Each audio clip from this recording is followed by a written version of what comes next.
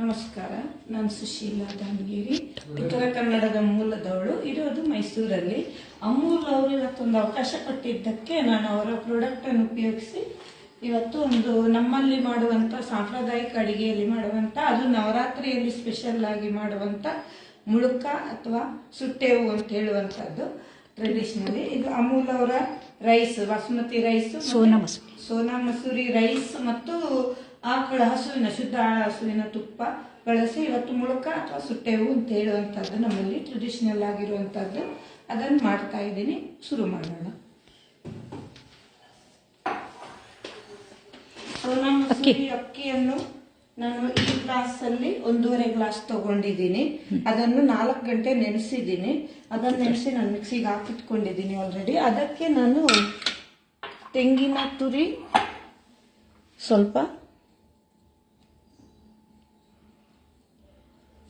ಮತ್ತೆ ಅದಕ್ಕೆ ನಾನು ನಮ್ಮಲ್ಲಿ 9 ದಿವಸ ನವರಾತ್ರಿ ಇರೋದ್ರಿಂದ 9 ದಿವಸ ಬೇರೆ ಬೇರೆಯಾದ ವಿಧದಲ್ಲಿ ಅದಕ್ಕೆ ಫ್ಲೇವರ್ ಅನ್ನು ಬೇರೆ ಬೇರೆಯಾಗಿ ಉಪಯೋಗಿಸ್ತೀವಿ. ಮಾಡುವ ರೀತಿ ಒಂದೇ ಆದ್ರೂ ಫ್ಲೇವರ್ ಬೇರೆ ಬೇರೆ. ಇದು ನಾನು ಸೌತೆಕಾಯಿ ಉಪಯೋಗಿಸಿದ್ದೀನಿ. ಅದಕ್ಕೆ ಸ್ವಲ್ಪ ಸೌತೆಕಾಯಿ ಕೂಡ ಹಾಕ್ಕೊಳ್ತೀನಿ.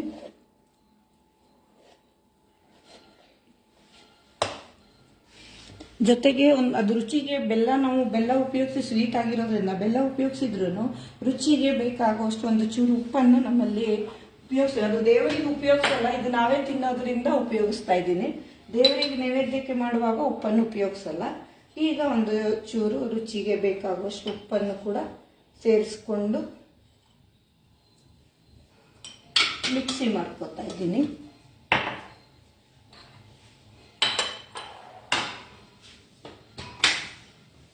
ಚೆನ್ನಾಗಿ ನೈಸ್ ಆಗೋ ಹಾಗೆ, ನಾವು ದೋಸೆಗೆಲ್ಲ ರುಬ್ಬಿದ ಹಾಗೆ ರುಬ್ಬಬೇಕು, ಆದರೆ ಸ್ವಲ್ಪ ಗಟ್ಟಿಯಾಗಿ ರುಬ್ಬಬೇಕು ಇದನ್ನು.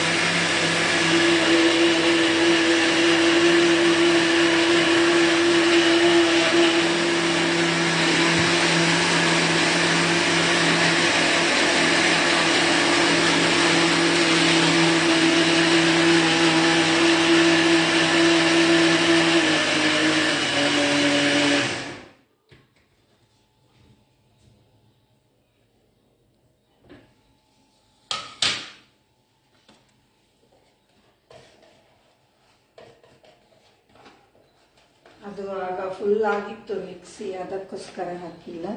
ಈಗ ಒಂದು ಸ್ವಲ್ಪ ರುಬ್ಬಿದ್ರಿಂದ ಎಲ್ಲ ಸೌತೆಕಾಯಿ ಹಾಕೋತಾ ಇದ್ದೀನಿ.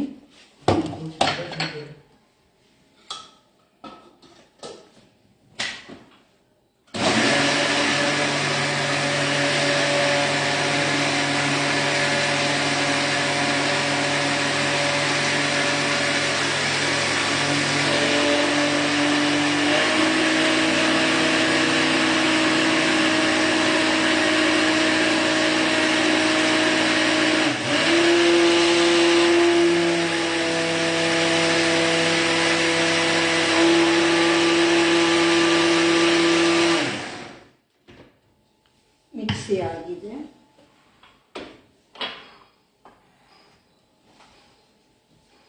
ಏಲಕ್ಕಿಯನ್ನು ಒಂಚೂರು ಪುಡಿ ಮಾಡಿ ಪರಿಮಳಕ್ಕೆ ಹಾಕೊಳ್ತಾ ಇದ್ದೀನಿ.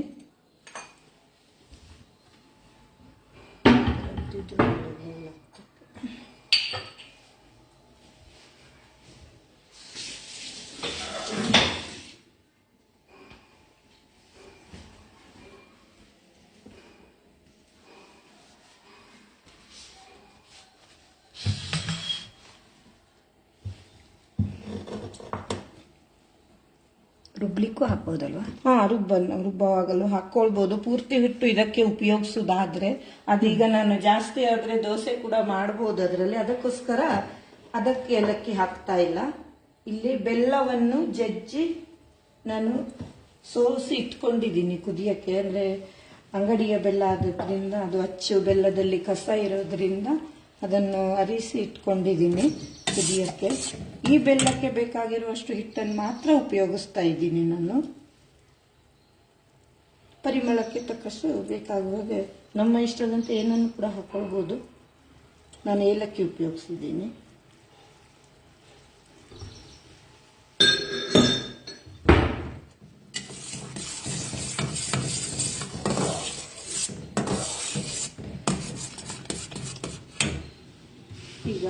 ಈಗ ರುಬ್ಬಿರುವ ಹಿಟ್ಟನ್ನು ಸ್ವಲ್ಪ ಅದು ತೆಳ್ಳು ಇರೋದ್ರಿಂದ ನಾವು ಒರಳುಕಲ್ಲಲ್ಲಾದರೆ ನಮಗೆ ಎಷ್ಟು ಬೇಕೋ ಅಷ್ಟೇ ಗಟ್ಟಿ ರುಬ್ಕೊಳ್ತೀವಿ. ಇದು ಸ್ವಲ್ಪ ತೆಳುವಾಗಿರೋದ್ರಿಂದ ಮಿಕ್ಸಿಯಲ್ಲಿ ಅದಕ್ಕೆ ಇದಕ್ಕೆ ಹಾಕಿ ಸ್ವಲ್ಪ ಕಾಯಿಸಿ ನಾನು ಮತ್ತೆ ಗಟ್ಟಿ ಮಾಡ್ಕೊಳ್ತೀನಿ ಅದನ್ನು.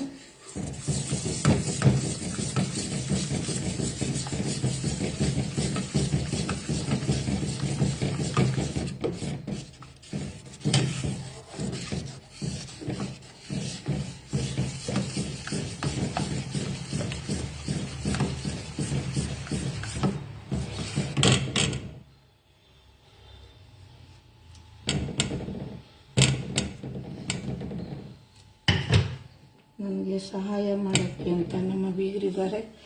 ಅವರ ಒಂದು ಪ್ರೋತ್ಸಾಹದಿಂದ ಇದೊಂದು ಮೊದಲನೇ ಪಟ್ಟಿದ್ದಕ್ಕೆ ಅವರ ಪ್ರೋತ್ಸಾಹದಿಂದ ಶುರು ಮಾಡಿದ್ದೀನಿ. ನಾನು ಫಸ್ಟ್ ಟೈಮ್ ಮಾಡ್ತಾ ಇರೋದು. ಈ ಥರ ಲೈವ್ ಆಗಲಿ ಯಾವುದೇ ಥರ ಶೋಗಳನ್ನು ಮಾಡಿಲ್ಲ. ಆದರೆ ಸಜೆಷನ್ ಮಾಡಿದರೆ ಮತ್ತೆ ತಿದ್ಕೊಂಡು ನಿಮ್ಮಲ್ಲಿಯೂ ವಿಶೇಷವಾದ ಯಾವುದಾದ್ರೂ ಇದ್ರೆ ಇದೇ ಥರದಲ್ಲಿ ಹೇಳಿದರೆ ಅದನ್ನು ಕೂಡ ನಾವು ಕಲ್ತ್ಕೊಂಡು ಮಾಡ್ತೀವಿ. ನಮ್ಮ ಅಜ್ಜಿ ಕಾಲದಲ್ಲಿ ಮಾಡುವಂಥದ್ದು ಒಂದು ಹಳೆ ಕಾಲದ್ದು ಸಾಂಪ್ರದಾಯಿಕ ಅಡಿಗೆ ಆಗೋದ್ರಿಂದ ಟ್ರೈ ಮಾಡ್ತಾ ಇದ್ದೀನಿ ನಾನು.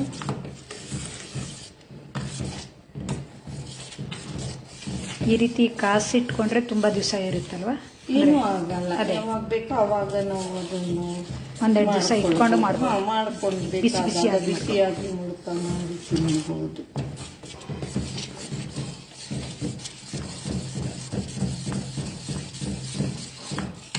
ಇದು ದಪ್ಪಾಗೋ ತನಕ ಸ್ವಲ್ಪ ಅದು ಅಂದರೆ ಈಗ ನಾವು ಬಜ್ಜಿ ಸುಡೋ ರೀತಿ ಅಷ್ಟು ಗಟ್ಟಿ ಬರಬೇಕು ಅದು. ಆಗ ಮತ್ತೆ ಸ್ವಲ್ಪ ಏನಾದರೂ ಇದು ಹೆಚ್ಚು ಕಡಿಮೆ ನಾವು ಆ ಹಿಟ್ಟನ್ನು ಹಾಕಿ ಮತ್ತೆ ಕರೆಕ್ಟ್ ಮಾಡಿಕೊಂಡು ಸಹ ಇದು ಮಾಡ್ಬೋದು. ಗಟ್ಟಿಯಾದರೂ ಅದನ್ನು ಹಾಕಿದಾಗ ಇದು ಗಟ್ಟಿಯಾಗುತ್ತೆ.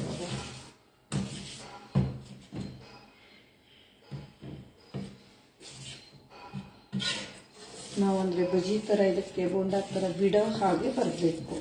ಒಂದು ಚೂರಿಗೆ ಚೂಟಿ ಬಿಡ್ತೇವಲ್ಲ ಆ ಥರ ಆದಾಗ ಬೇಯಿಸ್ಕೊಂಡ್ರೆ ಸ್ವಲ್ಪ ಆರಬೇಕು. ಬಿಸಿ ಕೈ ಹಾಕೋಕ್ಕಾಗಲ್ಲ. ಸ್ಪೂನಲ್ಲಿ ಸಹ ಬಿಡ್ಬೋದು, ಏನು ಇದು ಆಗಲ್ಲ. ಈಗ ತುಪ್ಪವನ್ನು ಅದಕ್ಕೆ ಹಾಕಿ ನಾನು ಕಾಯಕ್ಕಿಡ್ತೀನಿ. ಅಲ್ಲಿವರೆಗೂ ಇದು ಗಟ್ಟಿಯಾಗುತ್ತೆ. ಅಮೂಲ್ ಅವರ ತುಪ್ಪವನ್ನು ಕರಿಯಕ್ಕೆ ಉಪಯೋಗಿಸ್ತಾ ಇದ್ದೀನಿ.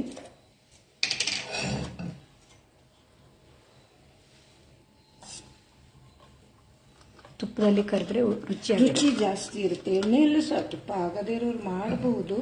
ಅದರ ರುಚಿಯೇ ಬೇರೆ. ನಾನು ಸ್ವಲ್ಪ ಜಾಸ್ತಿಯೇ ಉಪಯೋಗಿಸ್ತಾ ಇದ್ದೀನಿ, ತೊಂದರೆ ಇಲ್ಲ. ಯಾಕೆಂದರೆ ಇದು ಉಳಿದ್ರೂ ನಾನು ಚಪಾತಿ ಮಾಡುವಾಗ ಯೂಸ್ ಮಾಡ್ಕೊಳ್ತೀನಿ. ಅದಕ್ಕೆ ಇಲ್ಲಾಂದರೆ ಸ್ವಲ್ಪ ಎಷ್ಟು ಬೇಕೋ ಅಷ್ಟು ಹಾಕ್ಕೊಂಡು ಸಹ ಮಾಡ್ಬೋದು. ಕಾಯಕ್ಕಿಟ್ಟಿದ್ದೀನಿ ಅಲ್ಲಿವರೆಗೂ. ಈ ಹಿಟ್ಟು ಆಗುತ್ತೆ. ಬಿಸಿ ಕೈಯಲ್ಲಿ ಹಾಕೋಕ್ಕಾಗಲ್ಲ, ಅದಕ್ಕೋಸ್ಕರ.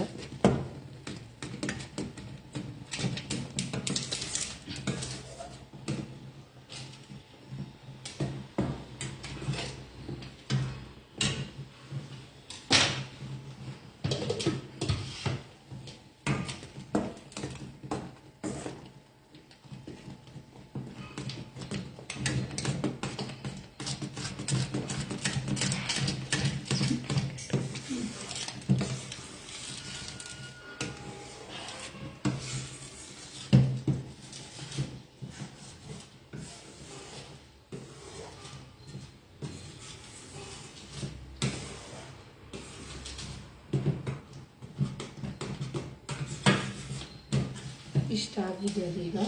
ಆರಿದಾಗ ಅದನ್ನು ಗಟ್ಟಿ ಆಗುತ್ತೆ. ಹಾಗಾಗಿ ನಾನು ಸ್ಟವ್ ಆಫ್ ಮಾಡ್ತಾ ಇದ್ದೀನಿ ಇದನ್ನು.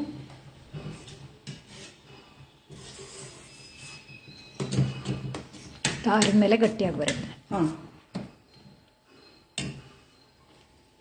ತುಪ್ಪ ಕಾಯಬೇಕು, ಅದು ಆರುತ್ತೆ.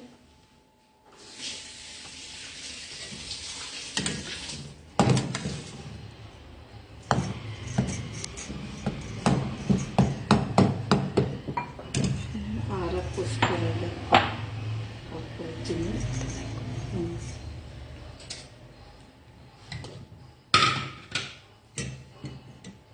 ಅದು ತುಂಬ ಆರೋವರೆಗೂ ಲೇಟ್ ಆಗುತ್ತೆ, ಅದಕ್ಕೋಸ್ಕರ ಸ್ವಲ್ಪ ಇದಕ್ಕೆ ಶಿಫ್ಟ್ ಮಾಡ್ಕೊಳ್ತಾ ಇದ್ದೀನಿ ನಾನು.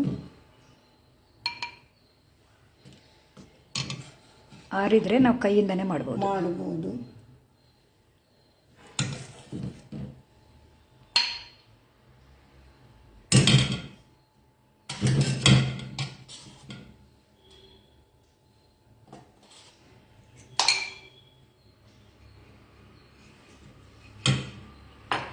ದಾರಕ್ಕೋಸ್ಕರ ತಗೊಂಡಿದ್ದೀನಿ.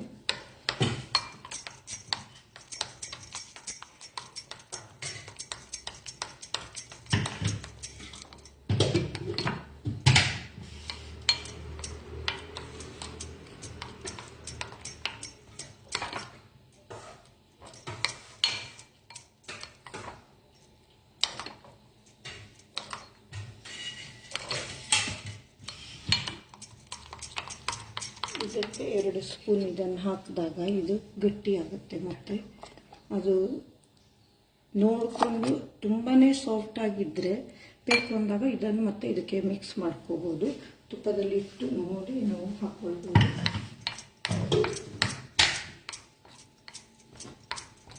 ಅದನ್ನು ತೆಗೆದಾಕ್ಬೋದು.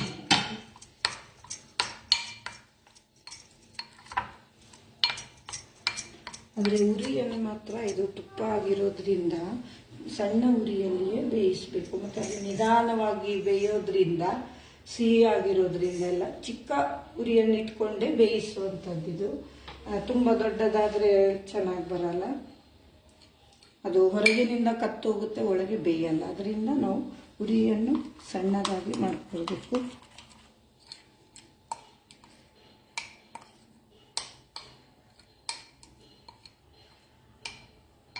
ಇದನ್ನು ನಾವು ತುಪ್ಪದಲ್ಲಿ ಬಿಟ್ಟಾಗ ಏನಾದರೂ ಹರಡಿ ಹೋಯಿತು ಅಂದರೆ ನಾವು ಮತ್ತೆ ಅದು ಪ್ಲೇನ್ ಹಿಟ್ಟು ಇಟ್ಕೊಂಡಿದ್ದೇವಲ್ಲ ಅದನ್ನು ಇದಕ್ಕೆ ಮಿಕ್ಸ್ ಮಾಡಿದರೆ ಆಗ ಗಟ್ಟಿ ಬರುತ್ತೆ. ಮತ್ತು ಆರುತ್ತೆ ಕೂಡಲೇ ಆವಾಗ ನಾವು ಕೈಯಲ್ಲಿ ಸಹ ಬಿಡ್ಬೋದು. ಅದನ್ನು ಕೈಯಲ್ಲಿಗೆ ಇದು ಮಾಡಿಕೊಂಡು ಬಿಡ್ಬೋದು.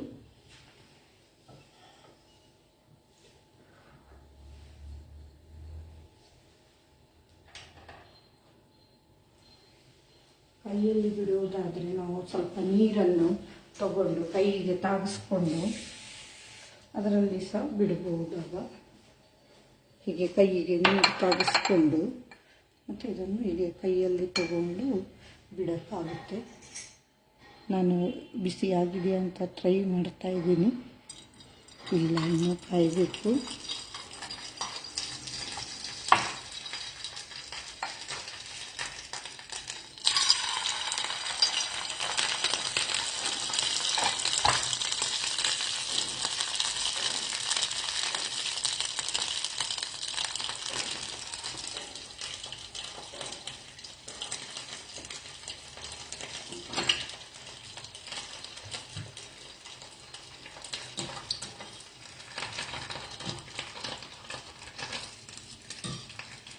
ಇನ್ನೊಂದು ಸ್ವಲ್ಪ ಕಾಯಬೇಕು ತುಪ್ಪ.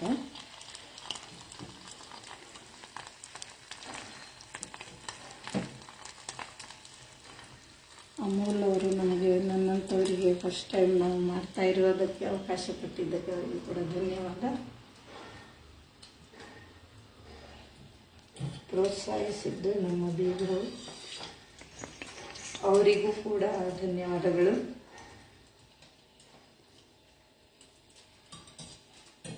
ಈಗ ಸ್ಟಾರ್ಟ್ ಮಾಡೋಣ. ಕಾದಿದೆ. ನಾನು ಕೈಯಲ್ಲಿ ಬಿಸಿ ಇದೆ ಅದು ಸ್ವಲ್ಪ, ಹಾಗಾಗಿ ಸ್ಪೂನ್ ತಗೊಂಡು ಈ ಥರ ಬಿಡ್ತಾ ಇದ್ದೀನಿ.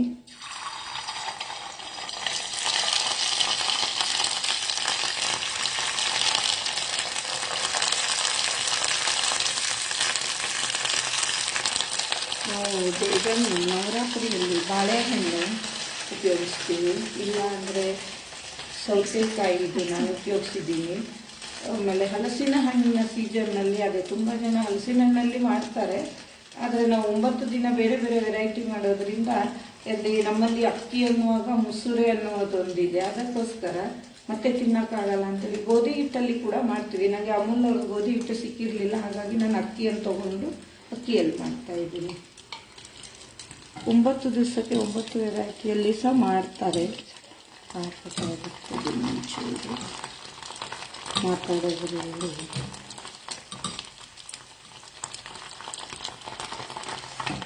ಈ ರೀತಿ ಮಾಡೋದ್ರಿಂದ ಮೆದುವಾಗಿ ಬರುತ್ತೆ. ಹಾಂ, ಸೌತೆಕಾಯಿ ಬಾಳೆಹಣ್ಣು ಎಲ್ಲ ಉಪಯೋಗಿಸೋದ್ರಿಂದ ಅಲ್ಲ, ಸಣ್ಣ ಮಾಡ್ಕೊಳ್ತಾರೆ, ಫುಲ್ ಸಣ್ಣಗೆ. ಅದು ಫುಲ್ಲು ಸಿಮ್ಮಲ್ಲಿ ಇಟ್ಕೊಂಡ್ರೆ ನಿಧಾನದಲ್ಲಿ ಬೆಂದಾಗ ಒಳಗಡೆಯಿಂದನೂ ಬೇಯುತ್ತೆ ಅಷ್ಟೇ. ಇದು ನೋಡಿ ಈಗ ಸಾಫ್ಟಾಗಿ ಬಂದಿದೆ ಅಲ್ವ ಅಂತ ನೋಡ್ತಾ ಇದ್ದೀನಿ. ನೋಡಿ ಎಷ್ಟು ಸಾಫ್ಟಾಗಿ ಬಂದಿದೆ ಇದು. ಈಗ ಯಾವುದೇ ಹಿಟ್ಟು ಬೇಕಾಗಿಲ್ಲ ಇದಕ್ಕೆ. ಅದೇನಾದರೂ ಗಟ್ಟಿ ಆಯಿತು ಅಂದಾಗ ನಾವು ಸೌತೆಕಾಯಿ ಅಥವಾ ತೆಂಗಿನ ತುರಿಯನ್ನು ಜಾಸ್ತಿ ಯೂಸ್ ಮಾಡಿದಾಗ, ಜಾಸ್ತಿ ಉಪ್ಪು ಯೂಸ್ ಮಾಡಿದಾಗ ಅದ್ರ ಪ್ರಮಾಣ ಸ್ವಲ್ಪ ಜಾಸ್ತಿ ಮಾಡ್ತಾ ಹೋಗೋದಷ್ಟೇ. ನೋಡಿ ಇಲ್ಲಿ ಕೂಡ ಎಷ್ಟು ಉಬ್ಬಿ ಬಂದಿದೆ ಇದು ಕಲರು ನಮಗೆ ಎಷ್ಟು ಬೇಕೋ ಆ ಥರ ಹೇಗೋ ತಗೊಳ್ಬೋದು. ಇನ್ನೂ ಸಹ ಲೈಟಾಗಿ ಸಹ ತಗೊಳ್ಬೋದು. ಅದೇ ಮೊದಲೇ ಬೆಂದಿರೋ ಹಿಟ್ಟು, ಅದು ಹಿಟ್ಟಾಗಿರೋದ್ರಿಂದ ಜಾಸ್ತಿ ಬೇಯುವ ಅವಶ್ಯಕತೆ ಇಲ್ಲ. ನೋಡಿ ಈಗ ಕೈಯಲ್ಲಿ ಕೂಡ ಹಾಗೆ ನನಗೆ ಇದು ಮಾಡಿ ಬಿಟ್ಟು ತೋರಿಸ್ತೀನಿ. ಇಲ್ಲಿ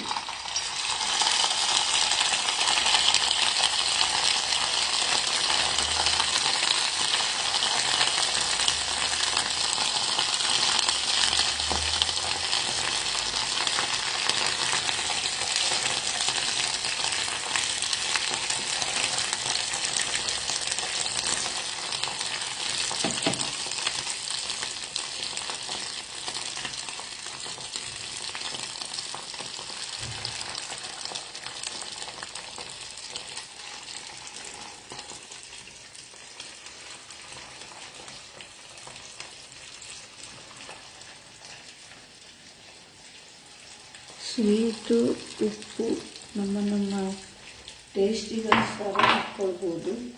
ಸ್ವೀಟ್ ಜಾಸ್ತಿ ಬೇಕಾಗಿರೋರು ಬೆಲ್ಲ ನೋಡಿ, ಮತ್ತೆ ಸಹ ನಮ್ಮಲ್ಲಿ ಗೋಧಿ ಬೆಲ್ಲ ಇರೋದ್ರಿಂದ ಅದನ್ನು ಕೂಡ ಸೇರಿಸ್ಕೊಳ್ಬೋದು. ನಾನಿಲ್ಲಿ 2 ಬೆಲ್ಲದ ಅಚ್ಚು ತೊಗೊಂಡಿದ್ದೀನಿ. ಇದೇ ಥರ 2 ಅಚ್ಚು ತೊಗೊಂಡಿದ್ದೀನಿ 1.5 ಕಪ್ ಅಕ್ಕಿಗೆ.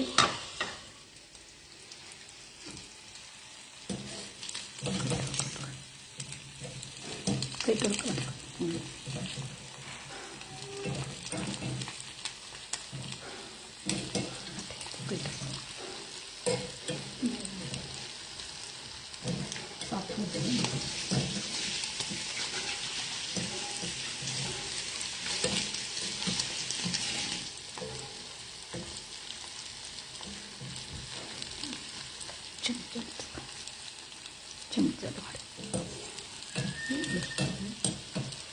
ಅದೇ ತುಪ್ಪ ಇದ್ದಿದ್ರೆ ಬರ್ತಿತ್ತು.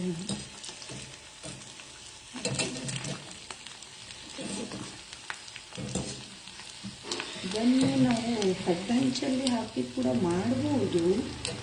ಪಡ್ಡಿನ ಹಂಚಿರುತ್ತಲ್ಲ ಅದರಲ್ಲೇ ಹಾಕಿ ಮಾಡ್ಬೋದು. ಆವಾಗ ನಾವು ಅಲ್ಲಿ ಅಂದರೆ ಸೌತೆಕಾಯಿ ಇದು ಯೂಸ್ ಮಾಡಲ್ಲ, ಅಕ್ಕಿಯಿಂದ ಮಾಡ್ತೀವಲ್ಲ ಪಡ್ಡು. ಸ್ವೀಟ್ ಇರಲ್ಲ, ಅದೇನು ಸ್ವೀಟ್ ಹಾಕಲ್ಲ. ಇದಕ್ಕೆ ಸ್ವೀಟ್ ಹಾಕಿದ್ದೀವಿ, ಆದರೆ ತುಪ್ಪ ಬಳಸಿದರೆ ಹಂಚಿಗೆ ತುಪ್ಪ ಹಾಕಿ ಇದನ್ನು ಹಿಟ್ಟನ್ನು ಅದರೊಳಗೆ ಹಾಕಿದರೆ ಚೆನ್ನಾಗಿ ಶೇಪ್ ಬರುತ್ತೆ ಒಂದೇ ಥರ. ಇದು ನಾವು ಕೈಯಲ್ಲಿ ಸ್ಪೂನಲ್ಲಿ ಸ್ವಲ್ಪ ಶೇಪ್ ಚೇಂಜ್ ಆಗಿದೆ.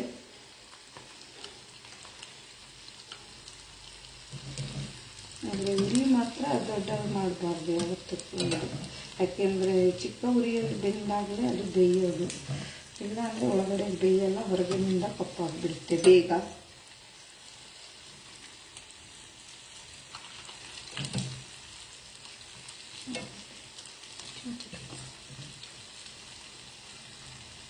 ಎರಡು ಸೈಡು ನಿಧಾನದ ಉರಿಯಲ್ಲಿಯೇ ಬೇಯಬೇಕದು. ಹಾಗಾಗಿ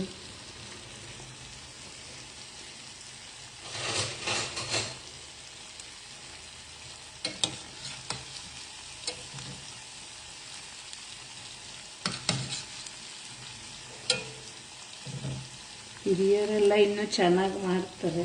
ನಾವು ಅವ್ರಿಂದ ಕಲಿತು ಮಾಡುವಾಗ ಎಷ್ಟಾದ್ರೂ ಅವರಷ್ಟು ಪರ್ಫೆಕ್ಟ್ ಆಗಿರಲಿಕ್ಕಿಲ್ಲ. ಯಾರಾದರೂ ಹಿರಿಯರು ನೋಡ್ತಾ ಇದ್ದರೆ ಸಜೆಸ್ಟ್ ಮಾಡಿ ಇನ್ನೂ ಏನಾದರೂ ಬೇರೆ ಥರ ಮಾಡ್ಬೋದು ಅಂತಾದರೆ.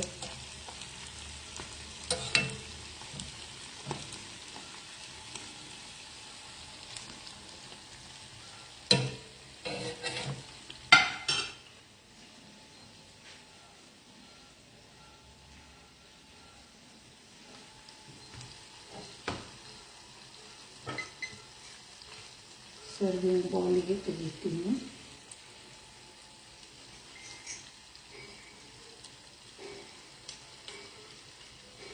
ಇದಕ್ಕೆ ನಮ್ಮ ದಾಂಡೇಲಿ ನಮ್ಮ ಊರು ಉತ್ತರ ಕನ್ನಡ ದಾಂಡೇಲಿ ಅಲ್ಲೆಲ್ಲ ಇದಕ್ಕೆ